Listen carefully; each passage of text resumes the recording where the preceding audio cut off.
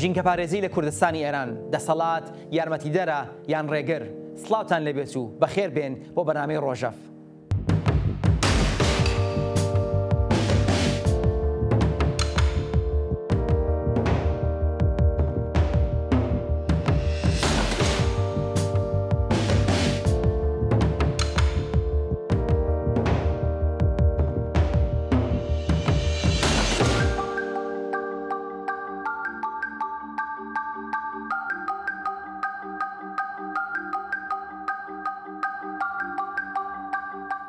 پێرێ شەممە سەی خەرمانان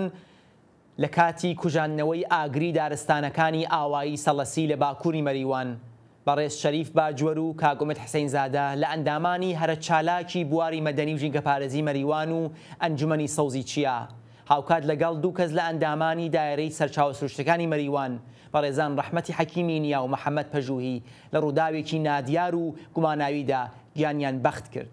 ئەم ڕوودا و دڵتەزیێنە ئەم پرسیاری هێناوەتە ئاراوە کە سووتاندنی چیا و دارستانی کوردستان تاکەی درێژە دەبێت. بۆچی هۆکارەکانی ئەم کاولکاریە بۆ خەڵک ئاشکرا ناکرێت؟ بۆ دەسەڵات خۆی لە ئاست پاراستنی ژینگە بەرپرس نازانێت و لە ناوچووی دارستانەکانی کوردستان بە پرسی خۆی نازانێت. ئازیزان بۆ باسە سەر ئەم تەوەرە ئەمڕۆ لە بەرنامە سێمەوان لەگەڵ دەبێت. میوانەکانی بەرامی حوتا کە لە ڕێگای سکایپۆ لەگەڵمان دەبن بریتین لە بەڕێزان خاتوولیلا سەمەدی ئەندامی ئەنجومەنی ڤەژین، ئەرفانی حسەینی ئەندامی ئەنجومەنی سەوزی چیا و موختاری هوشمەند چالاکی سیاسی. بەخێرهاتنی هەر سێمە بەرامە دەکەم و لەسەر ئیزنیان لەگەڵ کاک عەرفان دەست پێ دەکەین. کاک عەرفان سەرەتا ئەگەر بفەرمون دەزانم بەڕێزت لەگەڵ کاک شەریف باجوەر و کاک حسین زادە هاوکار بوون ئەنجومەنی سەوزی چیا فەرمون چی ڕوویداوە بەڕاستی؟ ئایا وەک لە هەواڵە فەرمیەکاندا هاتووە ئەم دوو هاوڕێی ئێوە ئەو دوو ئەندامەی تری دایرەی ژینگە پارێزی هەر لە بەڕاستی بە ئاورەکە سوتاون یان کێشەیەکی ناسروشتی بۆتە هۆی گیان بەختکردنی ئەوان؟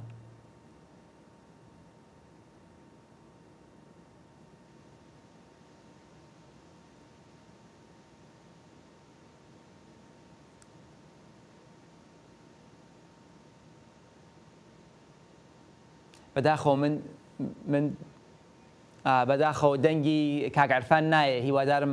هاوکاران بتوان چاکی بکەن. خات و لەیلا وەک ئێوە ئاگادارتان لە ڕەوشەکە بێت لەم دوو سێ ڕۆژەدا دەزانین وەک لەو هەواڵاندا هاتبوو خەڵکێکی زۆر لە پرسە و سەرخۆشی ئەو بەڕێزانە بەشدار بوون. هۆکاری ئەم با بڵێین نیگەرانیە گشتیە لە مەریواندا چییە؟ ئەگەر ئەمە تەنیا کێشەیەکی سروشتی بووە و لە زۆر جێی دنیاشدا با بڵێن ئەوانە کە ئاگر دەکوژێنەوە دەبن بە قوربانی ئاگر، بۆچی لە مەریوان ئاوا پێشوازی ئەمە چوون؟ کاک شایدەکەیەکم بدەن سەرەتا سەرخۆشی لە خۆمان و لە هەموو خەڵکی کورد بۆ شەهیدانی ڕێبوارانی ڕێگای وڵات پارێزی و ژینگە پارێزی ئەم دوایەی شاری مەریوان بکەم. هیوادارم ڕێگەیان پیرۆز و پڕێبوار بێت. هەروەک ئاماژەتان پێکرد کاک شاهێد بەداخەوە گیان بەختکردنی ئەم چوار هاوڕێمانە و سەرەکی ترینیان سەرەکی ترین کەسیان کاک شەریفی باجوەر کە یەکێک لە دامەزرێنەر و یەکێک لە بنەڕەتی ترین کەسایەتیەکان لە قوتابخانەی ژینگە پارێزیە لە شاری مەریوان لە هەموو ناوچەکان و لە دەتوانم ئاماژە بکەم هەموو ئێران. بەداخەوە هەواڵێکی دڵتەزێن بوو بۆ هەموو لایەک بۆ خەڵکی جەماوەر، چونکو چییە چالاکیەکانی کە دەتوانم 15 ساڵە یەکێک لەو ڕێکخراوە مەدەنیەکانە کە لە ناو هەموو چین و توێژەکانی خەڵکیدا جێگای خۆی کردوێتەوە و زۆریش ئاساییە کە خەڵکی ئابم شێوازە بن بەهانای تەرمی خۆشەویستترین کەسانی و ڕۆڵەکانی ئەم نیشتمانە و بەخۆشیەوە هەرچەند کە تاڵی ڕووداوەکە هێندە دڵتەزێنە بەڵام بەرەو ڕووبوونی دەتوانم بڵێم خۆپیشاندانی جەماوەری خەڵک بە هەموو چین و توێژەنەکانی شاری مەریوان و نەتەنها شاری مەریوان لە شارەکانی دیکە دەتوانێت ئەوە وەڵامێکی زۆر باش بێت بۆ ئەو ڕێگە کێشەنی خاتو لێ لە دەزانم جەنابیشت لەژێر کاریگەری با بڵێنەوە هەواڵ ناخۆشەدایت و دۆستاییتان لەگەڵ ئەو هەواڵانەدا بووە. کاک عرفان خۆش کاک عرفان بەداخەوە کاک عرفان بڕاو فەرموو خاتو لەیلا فەرموون. دەتوانم درێژە فەرموو خاتو لەیلا. شایدیان هەروە کە ئاماژەتان پێکەن بەڕاستی ئەوە دڵتەزێنە بوونی خەڵک بە هەموو چین و توێژەکان نەتەنها شاری مەریوان هەموو میوانانی زۆر لە شارەکان و شارۆچکەکانی دیکەی ناوچەکانی کوردنشین بوون بە میوانی تەرمەکەی ئەو هاوڕێیانە تەرمەکانی ئەو هاوڕێیانەوە چون بە پێشوازیەکی گەرمەوە هاتن و ئەو خۆی وڵامدەری ئەو ڕێگا مانونە ناسانە و ئەو چالاکیە بێبڕانەوەی کە ئەم هاوڕێیانە بە تایبەت کاک شەریفی باجوەر و کاگومیدی حسینزادە لەم ڕێگا ساڵهای ساڵە سات و کات و شەو و ڕۆژیان تەرخانی ئەم ڕێگا کردووە. کاک موختار ئەزانم جەنابەت لەگەڵ خوا لێ خۆش بوو کاک شەریفی باجوەر دۆستاتی نزیکت بووە و ئەو سەردەمەی کەلیمەران بەیەک و کارتان کردووە. بەگشتی چی کاک شەریف و کەسانی تر ژینگە پارێزەکان لە مەریوان هان دەدا بۆ ئەو چالاکی ئەم دەزانین مەریوان لە بەراورد لەگەڵ شارەکانی تری کوردستانی ئێراندا زۆر چالاکە لە بواری ژینگە پارێزیدا ئەمە دەگەڕێتەوە بۆ کێشەی تایبەتی ژینگە لە مەریوان یا با بڵێن هۆکاری تری هەیە. بەڵێ من ڕێز و سڵام هەیە بۆ بینەرانی بەرنامەکە و بۆ میوانە بەڕێزەکەتان. ئەوەی کە جەنابەت دەفەرموویت ئەتوانێت چەند لایەنی هەبێت. لایەنی کەوتەکان حرەکەتانە پاشخانێکی مێژوویی هەیە لە مەریوان. چەند دەیە لە مەریوان حرەکەتی مەدەنی کاری هەرەوەزی کاری هاوبەش دەستی پێ کردووە و ئەمە تایبەت بە هینێکی مەقتەعێکی تاریخی نییە لە ڕاستیدا. تەنیا ئەتوانین لە زەمەنی شەڕی ئێران و عێراق کە شاری مەریوان خاڵی بووە لە دانیشتوانی ئێمە کەمتر چاوەڕوانی ئەو حرەکەتان ئەنا پێش شەڕ و دوای شەڕ ئێمە بەرگە بە بەرگە شایانی سەرهەڵدانی کاری جەماوەری و ئەو کارانی کە لە مەریوان کراوە منەتوان بڵێم بەداخەوە چون لە شارەکانی ترمە کەمتر شاهدی شتی وا بووین ئەوەندە کاریگەر بووە ئەوەندە تەئسیرگوزار بۆ کە ئێستا لە هەموو ناوچەکانی تری ڕۆژهەڵاتی کوردستان جێگەی فەخر و شانازیە و بووە بە مێژوویەکی پرشنگدار بۆ خەباتی مەدەنی و خەباتی سیاسی کۆمەڵایەتی لە ڕۆژهەڵاتی کوردستان. ئەوەی کە پەیوەندی بە مەسەلەی ژینگەەوە بێ و قەیرانی ژینگە و ژینکە پارێزی لە مەریوان و ئەوەی کە مەریوان ناوچەیەکی دارستانیە و دارستانەکانی ئەم ناوچەیە کە بەشێکە لە دارستانی زاگرۆز بەردەوام تووشی هەڕەشە بووەتەوە ئاگریان تێبەردراوە بە شێوەی سیستماتیک وانێ دەرسەدێکی تۆری ئاور تێبەربوونەکان. ئەمە یەکێکە لە هۆکارەکان پاڵنەرێکی سەرەکی ئەمە بەڵام لە مەریوانە بەڕاستی ڕەهەندەکان ڕەهەندی چالاکی مەدەنیەکان لە ژینگە پارێزیش دەرچووە یانێ بواری جۆراوجۆری هەیە بۆیە ئەمە ئاماژەیە بۆ ئەوەی کە چالاکانی مەدەنی لە شاری مەریوان لە هەموو بوارەکانە ئیحساسی ئەوەیان کردووە کە ئەبێ کار بکەن ئەبێ کۆمەلگا بەرەو پێش بەرن ئەبێ کۆمەلگا هوشیارکەنەوە بەنسبەت شەخصی کاک شەریفەوە لەیلا خان ئاماژەی پێ کرد کە لایەنێکی ئەو بەدەنگەوە هاتنەوە ئەو خۆڕۆشانە جەماوەریە پەیوەندی بە جێگە و پێگەی ئەنجومەنی چیاوە بوو بەڕاستی ئەنجومەنی چیاکە لە ئەنجومەنە هەرە ئەکتیڤ و باشەکان بووە لە شاری مەریوان و ڕۆژهەڵاتی کوردستان بەڵام بەشێکیشی پەیوەندی بە تایبەتمەندی شەخسی و کەسیەکانی کاک شەریفەوە بوو. کاک شەریف ئینسانێکی بە تەواوی لێبوردە بوو کەسێک بوو کە باوەڕی بەوە بوو ئەگەر بتەوێت کارێ بکەی لە کۆمەلگادا تەحولێک دروست بکەی ئەبێ خۆت لە ریزی پێشەوە بی ئەبێ ڕچەشتێن بی ئەبێ بۆ خۆت لە پێش خەڵکی عادیەکە هەزینە بکەیت وە بەڕاستی نەهایەتەن ئێمە بینیمان دوای چەند ساڵ ماندوو بوون هەوڵی بێ و چان هەرچەنەوە خۆی بەڕاستی ماندوو نەناز بوو نەهایەتەن گیانیشی بەخشی و لە ئاکامدا ئێمە باسخوردی ئەم حرەکەتە شخصیە و باسخوردی حرەکەتی جەمعی ئەنجومەنی چیا ئەو خۆڕۆژانە جەماوەریە بوو کە ئێمە بینیمان. کاگە موختار ئاماژەتدا بەوە کە هەندێک لەم ئاگرتێبەدان بە وتەی ئێوە سیستماتیکە مەبەستان لە سیستماتیک چییە؟ چ لایەنێک و بۆ چه سیاسەتێک دەتوانێت ئاگر بەرباتە ژینگەی کە نەتەنیا بۆ کوردستان بەگشتی بۆ ئێرانە بێ گرنگ بێ لە بواری ژیانەوە داهاتووی ئەو خەڵکی کە لەناوچە دەژین؟ بەڵێ بەگشتی ئێمە کە بەبێ ئەوەی شتەکە بچێتە خانەی تۆمەتەوە لەبەر ئەوەی ئەمە دژبەری کۆماری ئیسلامی بەڵام بەگشتی ئەساسەن کۆماری ئیسلامی وەکو دەسەڵاتێکی تۆتالیتر و دیکتاتۆر هەل سەرەتاوە دژایەتی خۆی بۆ ئاسەوارە مێژوویەکان دژایەتی خۆی بۆ ژینگە لە هەموو ناوچەکانی ئێران دەربڕیوە ئەوەندەی کە پێی کراوە کەمکاری کردووە و بودجەی تەرخان نەکردووە لە زۆر جێگا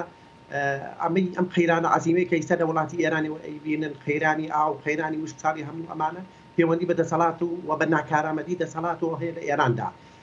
لە لایەکی تریشەوە ئەوەندەی کە پێی کراوە ژینگەی وێران کردووە کە بەشێکی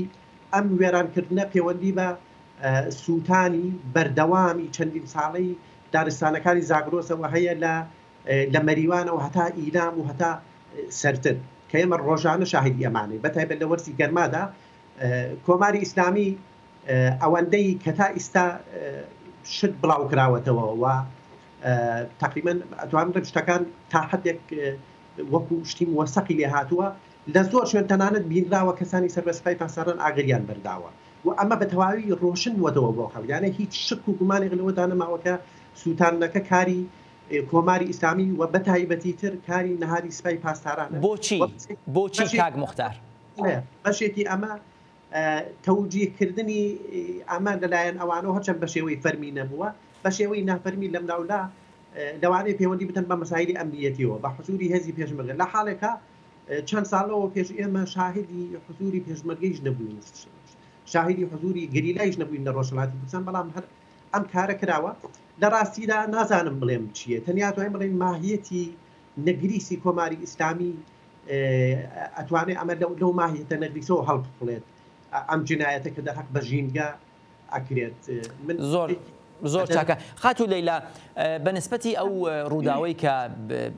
شەمە ڕوویداوە و ئەو کاریگەریە کە لەسەر هەست و با بڵێن ڕوانینی خەڵک بوویەتی ئەو ئامادەبوونە بۆ بە خاکسپاردنی ئەو گیان بەختکراوانە بەگشتی ئەوە وەک چالاکێکی کۆمەلگای مەدەنی پێتان وایە کە ئەمە دەبێتە هۆی بربڵاوتربوونی ئەو جۆرە چالاکی خۆبەخشانە یا دەتوانێت مەترسیە دروست کات و بێتە هۆی لاوازبوونی چالاکیەکان بەدڵنیاییەوە کاک شایەتگیان ئەم بوونی جەماوەر لە حرەکەتێکی ئاوەها بەربڵاودا خۆی وەکو نمادێکی سمبولیک هیچ کە وەکو نمادێکی سمبولیکی لێ دەدەر ورە و ئامانجەکانیش پیرۆسترە کات چونکە ئەو چالاکوانانە ئەو گیان بەختکردوانانە کەسانێک بوون کە لە ڕێگای بەرژەوەندی گشتی و سامانی گشتی ئەم وڵاتە گیانیان بەخت کردووە کەواتە باشتر گوازراوەتەوە باشتر نەهادی نەکرێت باشتر دەرونی تر ئەبێتەوە لەناو تاک بە تاکی جەماوەردا بە هەر بیر و باوەڕ و سەلیقەی فکری کە ببێت ئەو چونکە بەرژەوەندی گشتی کۆمەلگای ڕچاو کردووە لە ڕێگەی ئەو ڕێگە ئامانجە لە ڕێگە و ئامانجە پیرۆزە هەنگاویان هەڵە ناو گیانیشان بەخت کردووە بە دڵنیاییەوە هەر ئەوە کە من خۆم شاهد و بینەری حرەکەتەکە بووم بوونی ئەو خەڵکە بووم من خۆم بتم سرە ڕای دڵتەزەنبوونی ڕووداوەکە دڵخۆشیەکی نوێ لە دەروونمدا بەڕاستی سەری هەڵدا کە ئەو خەڵکە بێتەفاوت نین بێ هەڵوێست نابن لە بەرامبەر ئەو ڕووداوانی کە دەوروبەریاندا دەقۆمێت و ئەگوزارێت بەدڵنیایەوە کە خەڵکەکان خەڵکی گرشتر ئەبن لەسەر ئەو ڕێبازە کەواتە خاتو لەیلا بە تێگەیشتنیەوە ئەمە دەتوانێت بێتە هۆی هەروەها ئامادەبوونی زیاتری خەڵکیش لە ئەو ئەنجومەن و ڕێکخراوانە کە ئێوە دروستان کردووە وایە هەمیشە بربەستەکان ئاستانگەکان ئەوە بزانن یەکگرتووی خەڵکی زۆرتر کردووە ئەمە بە ساڵەهای ساڵە ئێمە وەکو ئەزمونمان کردووە یعنی هەرچی بربەست و ئاستەنگ و دژواری لە ڕێگای ڕێکخراوە مەدەنیەکان و ڕێکخراوە خەڵکیەکاندا بووە و خوڵقاندوویانە پێچەوانەکەی دراوەتەوە دەستی باڵا و خۆشیان باش ئەزانن و خۆشمان باش ئەزانین کە بەم کارانە بەم ڕووداوانە ورەی خەڵکدا نابەزێەوە بپێچەوانەوە ورەی خەڵک یەکگرتووی خەڵک زۆرتر ئەبێت و تاوەڕوانی ئەوەش دەکەم کە هەروەکە ئاماژەمان پێ کرد ئێمە نابێنینەوە سەر کێشەی ئەمنیەتی و سیاسی و ئەم مەسایلانە ئەمانم بەرژەوەندی سەتحی ڕەنگە بڵێم ئاستی کۆمەلگایە کە هەر کۆمەلگایەک سەرەتایەترین کۆمەلگا بۆ شارستانی بوونیان بۆ لە ڕاستای ئەو تەمەدن و شارستانە پێویستە زەرورەتە و خەڵکی ئەبێ خۆی هەڵ بدات بە تایبەت کاتێک کە تۆ لە دەسەڵاتی باڵا نقصانی ببێت سەقەتی ببێت لە پەروەردا لە سیستمی پەروەردا داهێنان لە هاوڕابوونی لەگەڵ هاودڵبوون لەگەڵ خەڵکە و نەتەنها هاوڕابوون نەبوون و هاودڵ نەبوون ئاستەنگ و بربەستیشدانی لەسەرەوە پێچەوانەکەی دەدرێتەوە ئەبێتە ئەنجامی ئەو کارە دزێوانە. کاک موختار پرسیارێکی ئەویش ئەوەیە کە لە کاتێکدا کە چالاکێک مەدەنی وەک کاک شەریفی خۆشەویست ئاواگیانی بەخت دەکات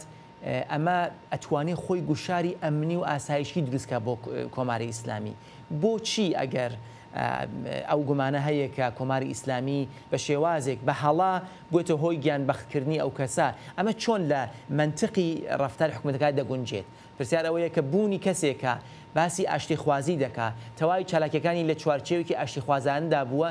بۆچی دەبێت کەسێکی ئاوا بکەوێتە مەترسیەوە ئەمە خۆ لە قازانجی کۆماری ئیسلامیدا نییە؟ بەڵێ من لە وەڵامی پرسیاری پێشوە ویستم ئاماژە بە شتێک بکەم لەبیرم چوو بەڵام پەیوەندی بەم پرسیاری شتەوە هەیە لەبەر ئەوەی کە یاریەکە لە هۆکارەکان کە خەڵکی بە گومانن لەوە کامە پیلانە دوو شتا دوو هین هەیە یەکێکەوە کە پێشتر کۆماری ئیسلامی بە درێژایی چەند ساڵ مجەویزی بە ئەنجومەنی چیان نەداوە بەردەوام بربەست و لەمپەر بووە لە بەردەم کارەکانی ئەنجومەندا یەک بە یەک ئەندامانی چیا بان کراون تووشی لێکۆڵینەوە بوونەتەوە و هەندێک جاریش ئەندامانی چیا بەتایبەت کەسانی دەستەی بەڕێوەبەر گیراون کە کاک شەریف بۆ یەکێ لەوانەتە کاک شەریف ساڵی 1970 چەند مانگ لە سلولی ئینفرادی بووە تەنیا لەبەر ئەوەی یەکێک لە فعالترین و پێشڕۆترین ئەندامان و بەڕێوەبەرانی چیایە کاتێک کۆماری ئیسلامی بەبێ بەڵگە تەنیا لەبەر کاری ژینگە پارێزی بەردەوام بە پێی پلان و بەرنامە ئەندامانی ئەم ئەنجومەنە دەگرێت زۆر ئاساییە لە شرایەتێکدا تەسمیمی حەزفکردن و لە ناوبوونیشیان بگرێت لەبەر ئەوە من ئەمە بەیەکێک لە هۆکارەکان دەزانم و لەم ئاخرانەی شۆ هەندێک شت هاتووەتە ئاراوە لە شاری مەریوان بەتایبەت لە پەیوەندی لەگەڵ زەبڵدانەی لە ئاوای ئەسراوا دروستکرا اعتراضی خەڵکەکە بێ نەخشی کاشەریف لەوێ و زۆر شتی تر کە دواتر لە شاری مەریوان ڕوویداوە بە پیلانی دەستگا ئەمنیەتەکانی کۆماری ئیسلامی و شارەداری و هەڕەشەهایە کە کراوە لە کاشەریف زانیاریەکانی بەردەست من کەوتووە بۆ من نێردراوە ئەمە گومانەکە یعنی گومانی ئەوە کە ئەم کاشەریف و هاوڕێکانی بە پلان شەهید کرابن بەڕاستی ئەباتە سەرەوە بە نسبەت سوالەکەی جەنابیشتەوە کۆماری ئیسلامی هەر لە سەرەتاوە هەزاران کەسی شەهید کردووە پیلان گێڕی کردووە ئێمە قەتڵهای زنجیرەی ئەبین لە ئێراندا کە بە شێوازی بەرنامەدار بە کۆمەڵ و بە تاک خەڵک تیرۆر ئەکران کەسانی شاخص کەسانی بەرجستە کەسانی نووسەر بۆیە کۆماری ئیسلامی بەڕاستی هیچ کات گرنگ نەبووە بۆی کە کوژدانی کەسێک یا کۆمەڵێک کەس کاریگەری ئەمنیەتی لەسەردا بنێ و ئەمە هەڵەگەڕێتەوە دیسان بۆ ماهیەتی جمهوری ئیسلامی لە لایەنێکی ترەوە کە هیچ کات نەگوێی بە قسەی خەڵکی ناوخۆی ئێرانداوە نە گرنگی بە بیرروڕای گشتی لە ئاسی جیهانی دەداوە. سپاس دەکەم بەداخەوە بۆ زانیاری کاک عەرفانی حسێنیمان بۆ وەرنەگیراوە کێشەی تکنیکیەکە بەردەوامە هەوڵ دەدەین بەڵام تام دەقەنەمان توانین لەگەڵی قسە بکەین ئامادەبوونی کاک عەرفان پێویست بوو وەک کەسێک کە خولێک بەرپرسی ئەنجومەنی سەوزی چیا بوو ساڵانێکی زۆر لەگەڵ کاک شەریف حکومیت کاری کردووە و دەیتوانین زانیاری زیاتر بێمە بدا دیارە ناچین پرساکە بین لە خاتو لەیلا ئەنجومەنی سەوزی چیا بەگشتی چەند سەرکەوتوو بووە لە یارمەتیدان بە چارەسەرکردنی کێشەکانی ژینگە لە مەریوان ئەنجومەنی سەوزی چیا بە پێی مێژوو کۆنترین ڕێکخراوەی ژینگە پارێزی ئێرانە و جگە لەوەی وەک کاک موختار وتی هیچ ئیجازەی پێ نەدراوە بۆ چالاک بوون بەڵام چالاک بوو هەمیشە بێ ئەو بەڵگە کاغەزەش لە عەرسەی واقعیدا لە ژینگەی مەریوان چالاک بوو و ڕێوشوێنی دیارە کارەکانیان چالاکیەکانیان لە بوارە جۆرا و جۆرەکاندا پێتان وایە کە لە دەستانی کاک شەریف و کاک ئومید دەتوانێت ئەو چارەکان لاواز بکاتەوە یان بە شێوازێکی تر با بڵێن بە ڕەوشێکی تر بەردەوام دەبێت هەروە کە سەرەتا ئاماژەم پێکرد یەکێک لە ڕێکخراوە هەرە کاریگەر پڕکاریگەرترین لە کۆمەلگا لە بەدەنەی کۆمەلگای مەدەنی مەریواندا ئاماژەم بە چیا کرد ڕێکخراوەی چیا کرد کە بەڕاستی بەهۆی ماهیەتی چالاکیەکانی زۆرتر و زووتر لە ناودڵی خەڵکدا جێگەی کرد و ڕێبوارانیشی هاوڕێیانیشی زۆر زۆر لە چین و توێژە جۆرە جۆرەکاندا ئێمە ئەبینین لە ڕێکخراوی مەدەنی چیادا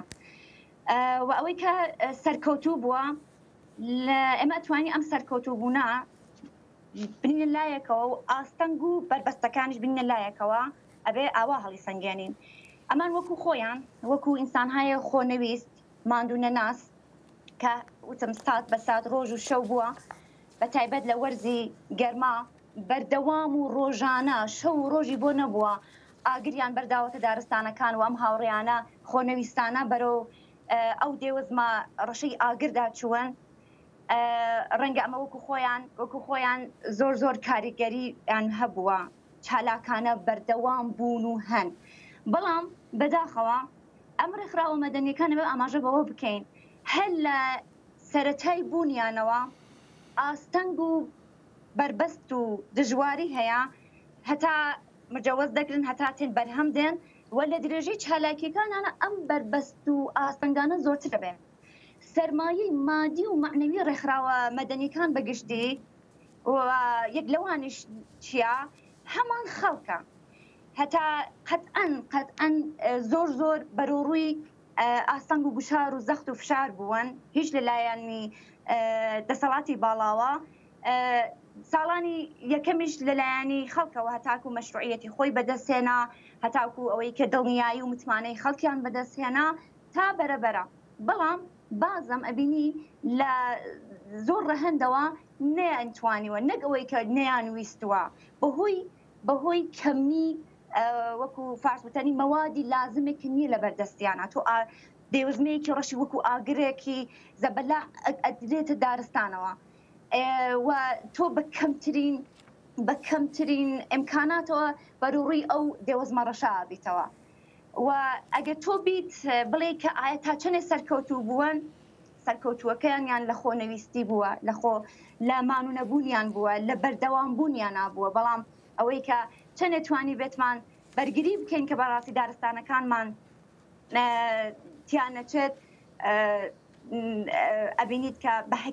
هەکتار ئێمە دارستانەکانمان لە دەستدا سوتاوە و سروەت و سامانی ئەم نیشتمانە هەروە بە فێرۆ چووە و یارانی چیا هاوڕێیانی چیایش ئەوەی کە لە توانایانە بۆ کردویانە لەباری قانونیەکەیشەوە ئەبینی کە ئەوان هیچ بەرپرسیارەتیەک لە ئەستۆ ناگرن هیچ کەس نییە وەڵامداری تۆ ببێت هیچ ڕێگە قانونیەکێک بۆ نییە ئەنی ئەتوانم بڵێم لەم ڕەهەندەوە بینین کە هاوڕێیانی چیا بازم دەستەنها ماونەتەوە و ئەوەی کە لە نەبوونی کاک شەریف و کاک ئومید و ئەمانە قەتئەن کاک شەریف خۆی کاریگەری هەروەکە هاوڕێمانە ئاماژەی پێکرد ئەو کەسایەتی کاریزماتیکە نەبوونیژی خەسارێکی گەورەیە بەڵام بۆ درێژەدانی ڕێگاکەی من لەوە نابینم کە خەسارێک لە بەدەنەی بەئیسلاح چالاکیەکان لە ورەی هاوڕێیان کەوێت من بە دڵنیاییەوە ئەوە دەڵێم کە هاوڕێیان ورەیە بەرزترە بن و هاوڕێیانی زۆرتریشیان بۆ کاروانە زۆرتر ئەبێت بەڵام نەبوونی کاک شەریف وەکو کەسایەتی کاریزماتیک نەتەنها لە بواری ژینگە پارێزیەوە هەر لە داخێکی زۆر گران و خەسارێکی زۆر گرانە بۆ شاری مەریوان. زۆر سپاس. کاک موختار پرسیارەوەیە کە دەکوترێت کە بەگشتی لەگەڵ گەرمبوونی زەوی و ئەو گۆڕانی کەشوهەوا ئێران لە وڵاتانەیە کە وتەی هەندێک لە پسپۆران لە 40-50 ساڵی داهاتوودا ئێمە دەبێت چاڕوانی ئەوە بکەین کە چیتر با بڵێن